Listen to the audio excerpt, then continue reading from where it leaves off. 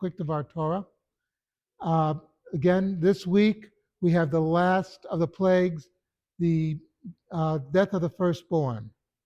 And to understand what's been going on, Egyptian society has been destroyed. This is the final act because in the ancient world, continuity was the important thing, just as in our society. You need the next generation. And when you destroy the firstborn, you're taking out the next generation.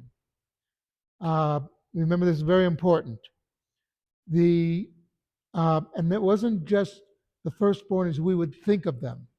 It was the firstborn of any coupling.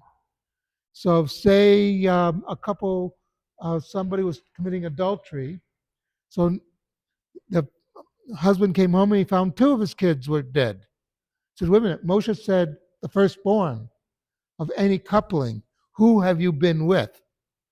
Another problem that happens here is that somebody who claimed to be the firstborn but wasn't, he died as well. Oh, you wanted to have the honor of being the firstborn? Now you're going to find the cost of it. It shows that somebody who misleads will also pay the ultimate price. All this is necessary. And the Jews, to avoid being killed, have the whole thing with the blood on the doorposts. And so the question comes up, God couldn't figure out who was Jewish and who was an Egyptian. I mean, it's God. He knows if you're Jewish. He knows this. Why do we have to put the blood on the doorposts? And the answer is to show that you identify with the Jewish people. Very briefly, after October 7th, in a number of places where there was very bad attacks on Jews, there were a number of Jews who were thinking about taking the mezuzot off their front door. But there was a very interesting thing that happened.